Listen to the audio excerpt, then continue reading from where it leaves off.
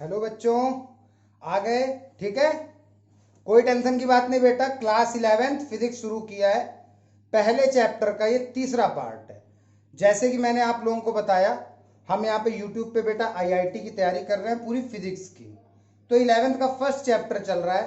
ये चैप्टर से आईआईटी में कुछ नहीं आता, इसलिए इसमें टेंशन नहीं लेना। लेकिन पूरे चैप्टर मैंने देखो 2 वीडियो ऐसे ही हो गए, उसमें केवल मैंने यही बताता रहा कि फिजिक्स क्या है। लंबा चौड़ा लेक्चर भैया, इंटू 2 की स्पीड में देखना पड़ रहा, बार बार वही बात बता रहे हो बेटा। इसके बाद तो पूरी फिजिक्स ही चलना है ना। तो हम देख चुके इस चैप्टर में बहुत सारी चीजें, 2 वीडियो पढ़े हैं, देख लेना। और फर्स्ट चैप्टर में क्या बताया फिजिक्स एनसीईआरटी बुक ने, कोई भी बुक ने, कि हमको एक्चुअल में 11th और 12th पढ़ना क्या है बेटा। हम आईआईटी फिजिक्स की तैयारी कर रहे हैं, यही नहीं पता पढ़ना क्या। 11th और 12th का पूरा सिलेबस आता है, जिसमें पता है 11th की ज्यादा मस्त है फिजिक्स, मजा आ जाएगा। तो पूरा मैंने वही है बताया, स्कोप ऑफ फिजिक्स अलग से नाम है टॉपिक का, स्कोप ऑफ फिजिक्स। अब स्कोप ऑफ फिजिक्स का मतलब है कि फिजिक्स की क्या दम है, क्या औकात रखती है फिजिक्स अपनी। ठीक है, तो देखो ये 2 पार्ट में डिवाइड की गई है बेटा फिजिक्स।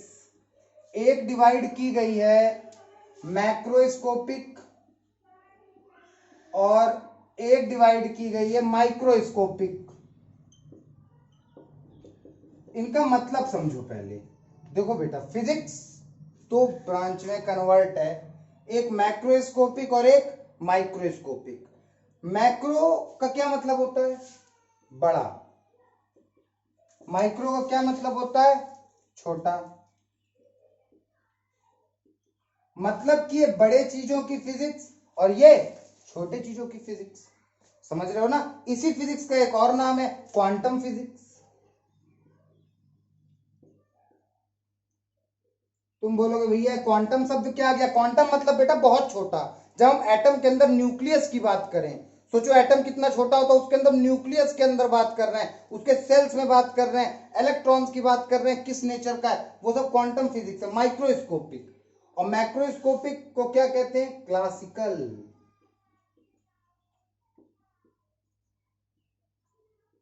पुरानी फिजिक्स थी, बड़ी चीजों पे चल रही थी। मैक्रोस्कोपिक ना सिर्फ क्लासिकल बोला, न्यूटन गैलीलियो वाला जमाना।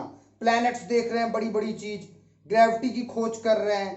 ठीक है, तो ये सब बड़ी चीजों में फिजिक्स। कोई कार दौड़ रही है, कोई रॉड बेंड हो रही है, ये सब चीजें। और ये एकदम छोटे लेवल पे। तो हमको दोनों ही चीज कवर करनी है 11th और 12th में। ये बताया गया है स्कोप ऑफ फिजिक्स में। अब देखो, जब मैक्रोस्कोपिक पार्ट में जो बड़ी फिजिक्स है, उसमें 4 पार्ट आते हैं। पहला मैकेनिक्स, दूसरा थर्मोडायनेमिक्स, तीसरा इलेक्ट्रोमैग्नेटिज्म और चौथा ऑप्टिक्स। इसमें क्या आते हैं? 4 टॉपिक बेटा। किसमें? क्लासिकल में। और इसमें आती है मॉडर्न फिजिक्स। ये नए जमाने की फिजिक्स मानी गई है, छोटे लेवल पे काम किया इसने, एटम के अंदर की पढ़ाई की है, न्यूक्लियस की। ठीक है, मॉडर्न फिजिक्स है, यही क्वांटम फिजिक्स है माइक्रोस्कोपिक पार्ट में। इसमें हमको, अब देखो, ये इतना टॉपिक हमको सब पढ़ना है। समझ रहे हो ना? फिजिक्स में हमें क्या पढ़ना है? माइक्रोस्कोपिक लेवल पे, मैक्रोस्कोपिक लेवल पे ये, और माइक्रोस्कोपिक लेवल पे ये। बस इतना ही चीज है फिजिक्स में। और इसमें बेटा सब आ जाता है। मैंने बताया ना, इंडिया की जितनी नेबरिंग कंट्री हैं, भूटान, बांग्लादेश, म्यांमार, श्रीलंका, सब चीज फिजिक्स का पढ़ा दिया जाएगा ऊपर ऊपर से। अंदर घुस के तुमको बीटेक बीटेक में मिलेगा, सब चीजें पढ़नी है। अब देखो 11th में क्या पढ़ना है? केवल ये 2 टॉपिक फिजिक्स, मैकेनिक्स और थर्मोडायनेमिक्स। तो मजा आ जाएगा इन्हीं टॉपिक्स में।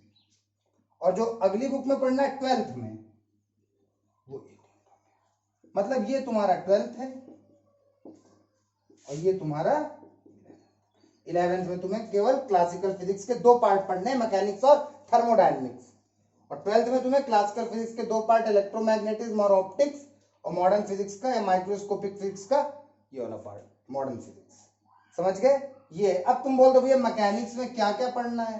तो बेटा देखो, सब चैप्टरों के लाइन से नाम लिख देना, उससे मजा नहीं आएगा कि मैं लिख दूं पहले काइनेमेटिक्स पढ़ना है, फिर लॉज ऑफ मोशन पढ़ने हैं, फिर वर्क, पावर एंड एनर्जी पढ़ना है, फिर सिंपल हार्मोनिक मोशन पढ़ना है, फिर वेव्स पढ़ना है।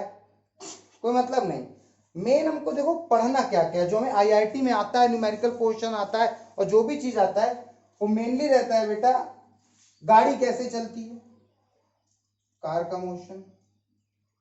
अब गाड़ी कैसे चल रही है, कहां से फोर्स लग रहा है, क्या हो रहा है, क्यों चल रही है, ये सब पढ़ना है। फ्रिक्शन, फ्रिक्शन मतलब घर्षण बल। कोई मैंने बॉल फेंकी और कुछ देर बाद जाके रुक गई, क्यों? उस पर कोई ताकत लग नहीं रही थी, वो क्यों रुकी? क्योंकि बेटा उसको एक अपनी तरफ फोर्स खींच रहा है, इसे फ्रिक्शन फोर्स कहते हैं। आगे टॉपिक्स हैं, सब पढ़ेंगे, मैं केवल अभी इंट्रोडक्शन दे रहा हूं। फ्रिक्शन पढ़ना है। और इसमें हमें क्या पढ़ना है, पूरा पूरा फ्लूइड पढ़ना है बेटा। पानी, कोई चीज पानी कैसी है, फ्लूइड क्या है, फ्लूइड की क्या क्या प्रॉपर्टी है, फ्लोटेशन, तैरना वैरना सब। और क्या पढ़ना है, कोई रॉड मुड़ रही है, बेंडिंग ऑफ रॉड, ये सब मैकेनिक्स है।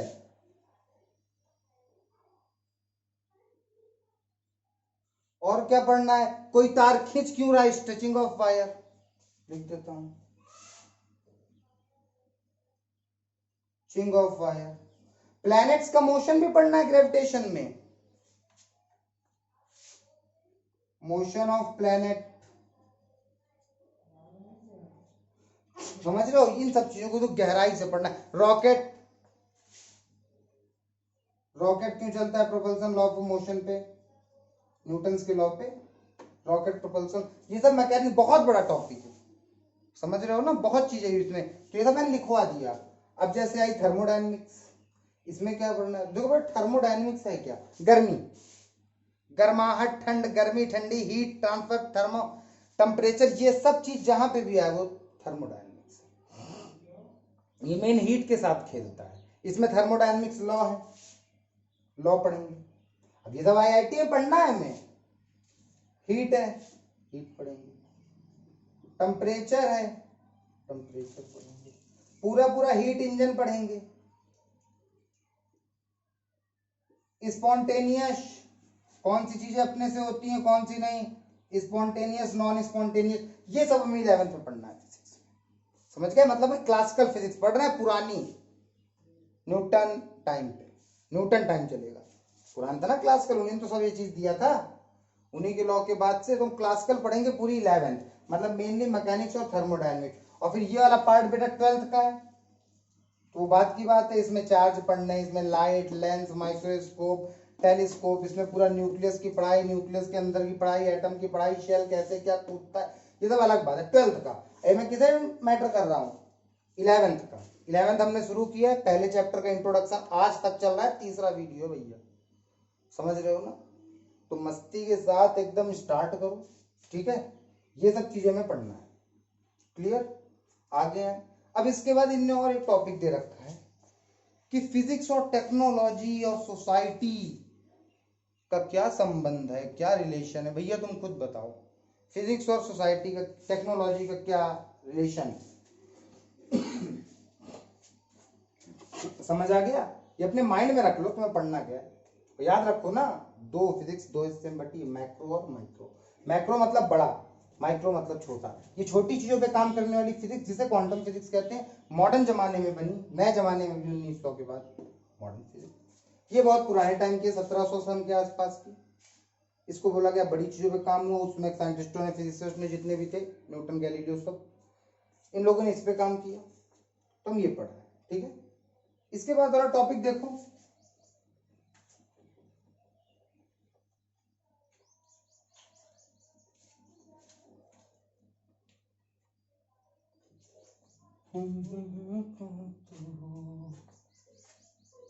और कौन कह रहा है कि भैया आईआईटी नहीं हो पाएगी? यार बहुत लड़कों की ये टेंशन देखी कि आईआईटी नहीं हो पाएगी, भैया बहुत बड़े लेवल की चीजें, ये मत बताओ यार, कुछ नहीं है, सब बड़े लेवल की चीजें क्या जो चल रही है। अरे भैया अभी आप क्या जानो, आप क्या बस बता रहे हो इतने दिन से। बेटा मैं ही पढ़ रहा, सब देखा हूं, पढ़ाए हुए लड़के सेलेक्ट भी हो रखे हैं, ठीक है? तो वो चीज मत सोचो, बस ये चीज देखो, कुछ नहीं, जो तुम्हें कहता है ना कि क्या बोलते हैं, आईआईटी में नहीं हो सकते सिलेक्शन, वो लोग तुम्हें हताश कर रहे हैं। ऐसा कुछ नहीं, ह्यूमन सब कर सकता है, पता है ना। उस हिसाब से अपनी स्ट्रेंथ बनाओ, अपनी बनाओ क्षमता बेटा, और आईआईटी के लिए ठानो। फिजिक्स लड़कों को बहुत हार्ड लगती है, एक्चुअली बहुत ईजी है, समझ रहे हो ना, कॉन्सेप्चुअल, मजा आएगा। तो चलो अब फिजिक्स टेक्नोलॉजी सोसाइटी, बताओ भाई, मुझे लगता है ये रिलेशन होता है, फिजिक्स और टेक्नोलॉजी दोनों सोसाइटी बन रही है। ये जो हमारी सोसाइटी है, हमारा समाज है, इसमें फिजिक्स और टेक्नोलॉजी की क्या भूमिका है, फिजिक्स और टेक्नोलॉजी की आपस में क्या भूमिका है, पहले ये जानो, फिजिक्स और टेक्नोलॉजी। तो देखो बेटा, ऐसे समझते हैं, जब जब कोई टेक्नोलॉजी बढ़ी तब तब फिजिक्स बनी, और जब जब फिजिक्स बढ़ी तो कोई न टेक्नोलॉजी बनी। दोनों इंटर रिलेटेड है भैया, नहीं समझ आ रहा, चलो मैं एक एग्जांपल दूं। पहले एरोप्लेन कैसा था, लकड़ी का, एक लोग बैठ के उड़ते थे। एक खोज हुई, किस चीज की खोज हुई, जहाज की, क्योंकि जैसे जहाज की खोज हुई, लकड़ी से उड़ रहा। अब यार इनने सोचा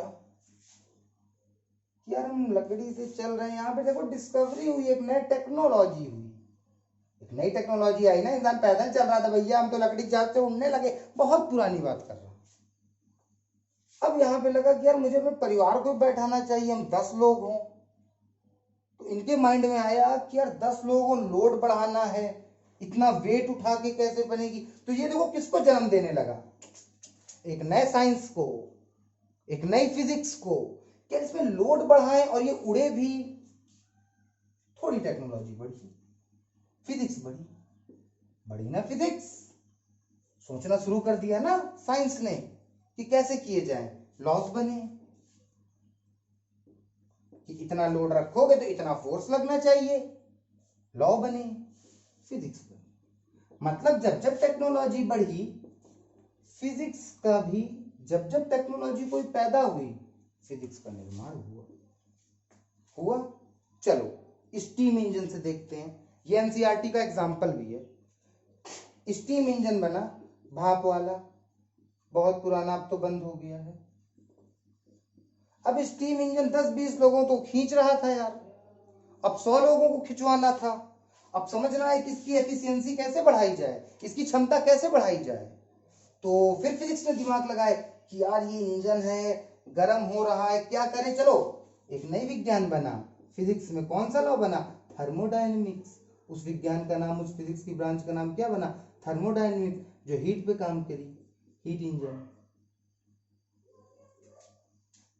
इसको बढ़ाने के लिए एक नया विज्ञान बना, देखने लगा कि बाप रे, गर्मी चल रहा है, गर्म हो रहा है, तो उछल रही है ऊपर की प्लेट, पिस्टन चल रहे हैं, इंजन स्टार्ट हो रहा है। तो विज्ञान लगाया कि ऐसा गर्मी से क्या हो रहा है, तो एक नई ब्रांच का निर्माण कर दिया, थर्मोडायनेमिक्स।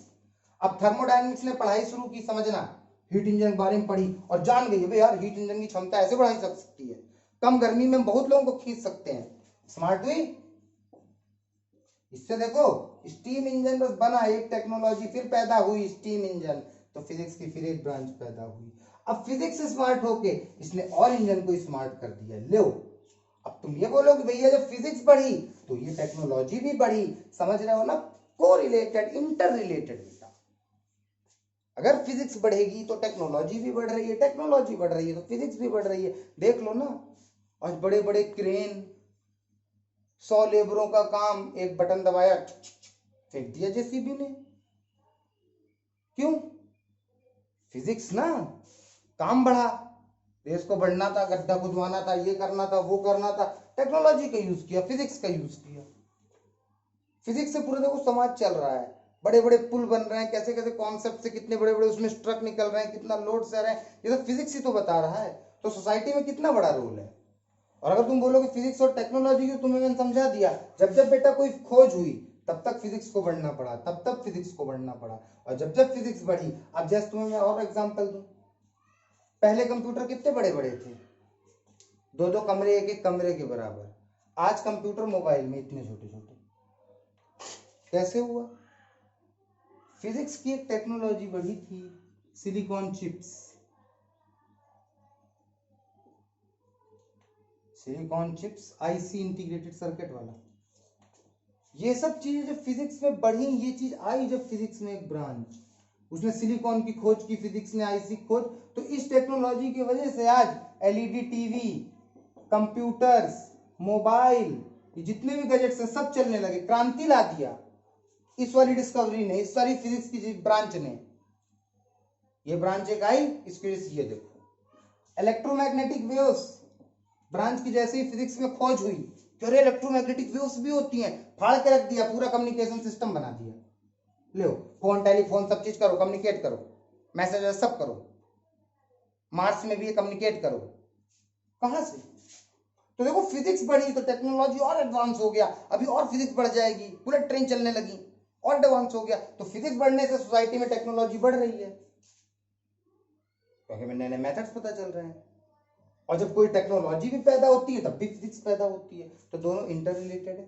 ठीक है, अब फिजिक्स का देखो भाई, कभी कभी तो गलत इफेक्ट भी हुआ फिजिक्स का सोसाइटी में, जैसे एटम बम, हिरोशिमा नागासाकी तबाह कर दिया, वही फिजिक्स की एक टेक्नोलॉजी थी, है ना। हाइड्रोजन बम, नाइट्रोजन बम, एटम बम, एटम बम गिरे थे ना उसमें, हाइड्रोजन बम तो अब आ गया, भी गिरा नहीं थी।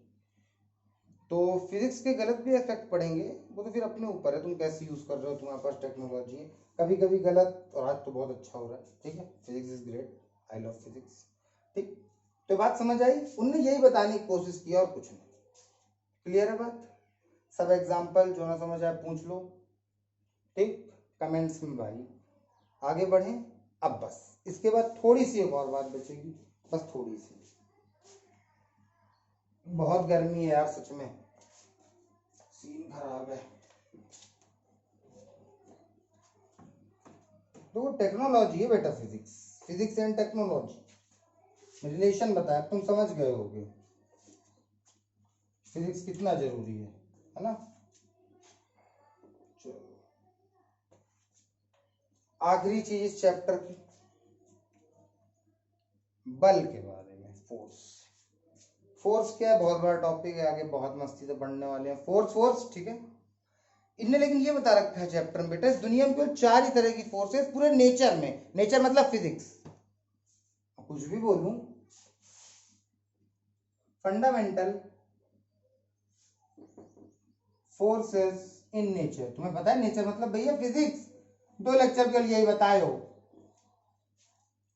मतलब इस पूरी फिजिक्स में केवल 4 ही फोर्स हैं, पढ़ना दुनिया भर की है, पढ़ डालो। कोई भी फोर्स हम पढ़ेंगे पूरी बुकों में, वो सब इन 4 कैटेगरी में आएंगी, चौथी का तो कोई काम ही नहीं है। यहाँ जो मेन फोर्स है वो 4 है, लेकिन चौथी से कुछ नहीं पढ़ना में, 3 ही फोर्सों में सब फोर्स डिवाइड होंगी। मुख्य फोर्स पूरी फिजिक्स में, फंडामेंटल, मूल, बस यही 4 बल हैं, यही 4 ताकत है। देखो कौन कौन सा। पहली ग्रेविटेशन, दूसरी इलेक्ट्रोस्टैटिक, मैग्नेटिज्म बोल दूं, फोर्स, तीसरी स्ट्रॉन्ग न्यूक्लियर फोर्सेस, चौथी वीक न्यूक्लियर फोर्सेस। इस 4 फोर्सेस के अलावा कोई फोर्स नहीं बेटा, कोई भी फोर्स, इसका तो कोई काम ही नहीं। इन्हीं 3 के अंदर में हमें पूरी 11th 12th में फोर्स पढ़ना है, जो भी पढ़ेंगे। हल्की हल्की बातें बता दूं क्योंकि इन सब के टॉपिक है, टॉपिक से बताएंगे तब भी बता दूं। जो ग्रेविटेशनल फोर्स क्या होती है बेटा, किसी भी 2 चीजों के बीच में, 2 मास के बीच में, 2 ऑब्जेक्ट के बीच में लगने वाला फोर्स क्या होता है। 2 ऑब्जेक्ट है, ये m1 है, मास 1, मान लो कि 2 ऑब्जेक्ट है, इनके बीच में कौन सा फोर्स हमेशा लगता है, ग्रेविटेशनल फोर्स हमेशा। और ये फोर्स हमेशा अट्रैक्टिव होता है, अट्रैक्टिव इन नेचर। मतलब ग्रेविटेशनल फोर्स अपनी तरफ हमेशा किसी चीज को खींचता है, जैसे ये एक ऑब्जेक्ट, ये एक ऑब्जेक्ट, दोनों में कुछ वजह, इन दोनों के बीच फोर्स लग रहा है। वो कौन सा फोर्स है, ये वाला नहीं, रिपल्सन नहीं, कौन सा, attraction, gravitational attractive in nature. ये चैप्टर भी है ग्रेविटेशन में, अच्छे से समझेंगे। और इसकी क्या बताएं, ये लॉन्ग डिस्टेंस फोर्स है बेटा, चाहे जितने दूर हो ऑब्जेक्ट, दो प्लैनेट्स के बीच में लग रहा है, लॉन्ग डिस्टेंस।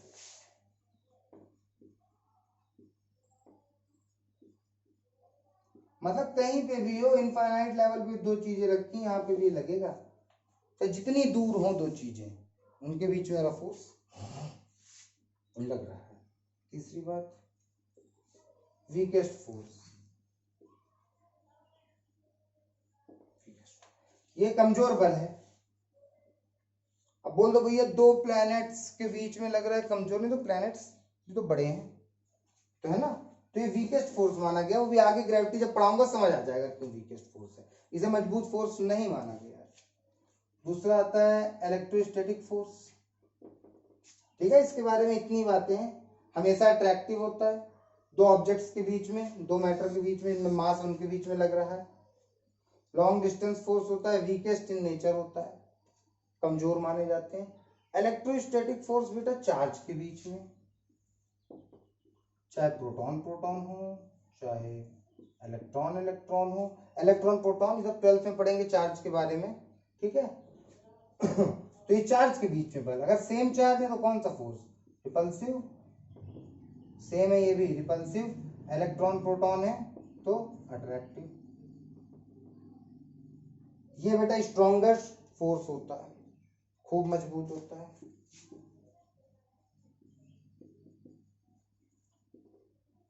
और पता है ये भी लॉन्ग डिस्टेंस, अनंत तक अगर दो चार्ज बहुत भी दूर रखे हैं तब भी इनके बीच में फोर्स होगा, कम हो जाएगा, कम हो जाएगा। जिस दूरी बढ़ने के बाद डिस्टेंस बढ़ने से फोर्स कम होता है ना भाई, यार दो चीजें पास में ज्यादा ताकत लगा ली, अब दोनों एक दूसरे पे कम लगाएंगी ना, तो दूरी बढ़ने से तो फोर्स, तो ये भी लॉन्ग डिस्टेंस फोर्स है।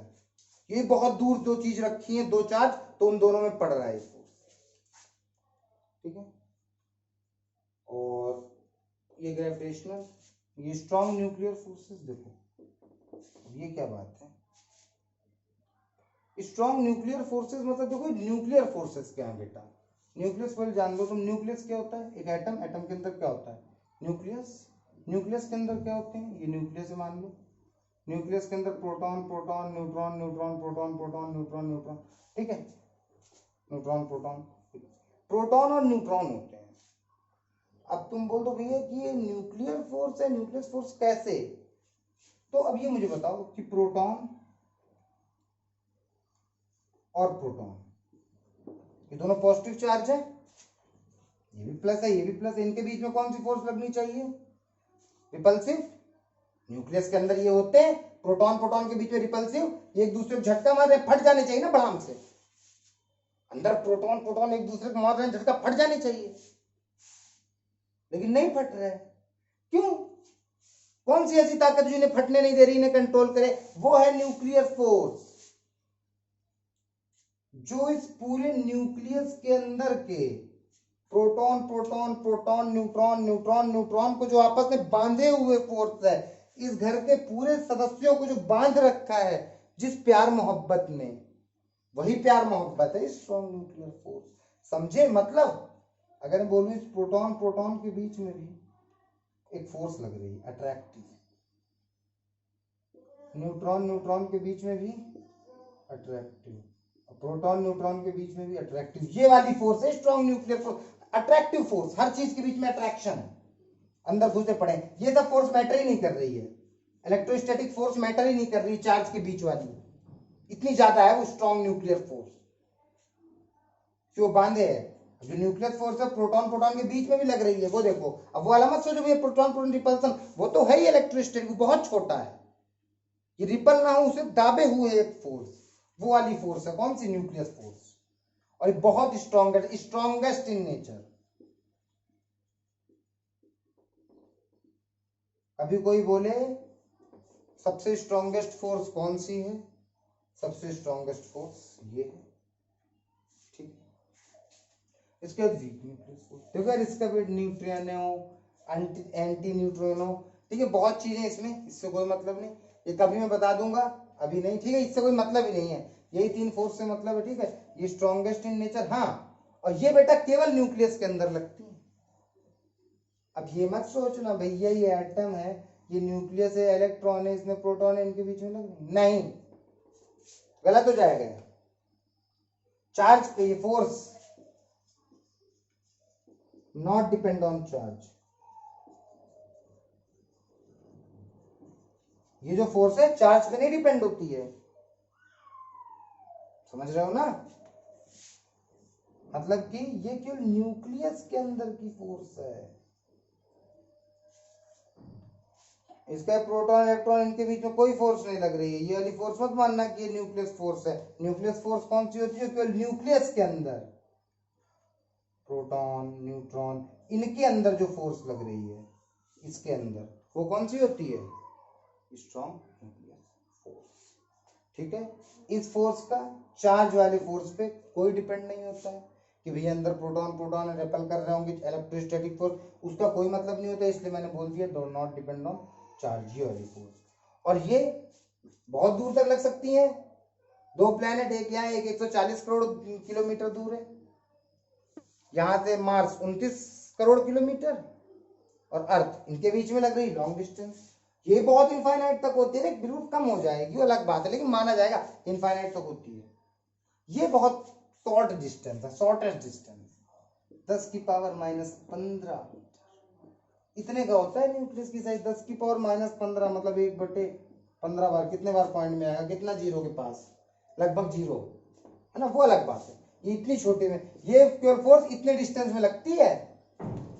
न्यूक्लियस फोर्स जो तुम बोल दो कि भैया एक एटम के अंदर ये न्यूक्लियस है और न्यूक्लियस के ये न्यूक्लियस है, न्यूक्लियस बाहर इलेक्ट्रॉन घूम रहे हैं इनके बीच में, नहीं, ये फोर्स नहीं है, ये तो इलेक्ट्रोस्टैटिक मान लोगे, न्यूक्लियस फोर्स नहीं मानी जाएगी। ये न्यूक्लियस फोर्स केवल न्यूक्लियस के अंदर वाली चीजों के अंदर, समझ गए? ठीक है, एक कंपैरिजन भी दे रखा है एनसीईआरटी ने, ठीक है, कि कंपेयर कर लो कौन कैसी फोर्स है। बस बेटा फर्स्ट चैप्टर यहीं से खत्म होगा। प्लीज ये तीनों वीडियो अच्छे से देख लो, जो ना समझ आए मुझसे पूछो और जी जान लगा दो आईआईटी की तैयारी में। ठीक है, एक मैं कंपेयर करा देता हूं। सबसे ज्यादा ये है फर्स्ट नंबर पे, दूसरे नंबर पे ये है, तीसरे पे ये, चौथे पे। ठीक है, ठीक, क्लियर बेटा? इतनी चीज देखो, फर्स्ट चैप्टर खत्म। डायमेंशंस एनालिसिस, पूरा डायमेंशनल फॉर्मूला, एरर एनालिसिस, बहुत चीजें सेकंड चैप्टर में। फिजिक्स में धीरे धीरे घुस लेंगे। थर्ड से काइनेमेटिक्स, मजा आने वाला है बहुत ही चीर के। ठीक है, तो पहला वीडियो देख लो, एनसीईआरटी रीड कर लो और कोई बुक रीड कर लो, अभी पहला, इससे आईआईटी कोई मतलब नहीं, इतनी बात समझ लो। ठीक है, जो ना समझ आए पूछो, जो भी तुम्हें लगे कि भैया नहीं समझ आया, गलत है, ये वो डालो। ठीक है, चलें, बाय।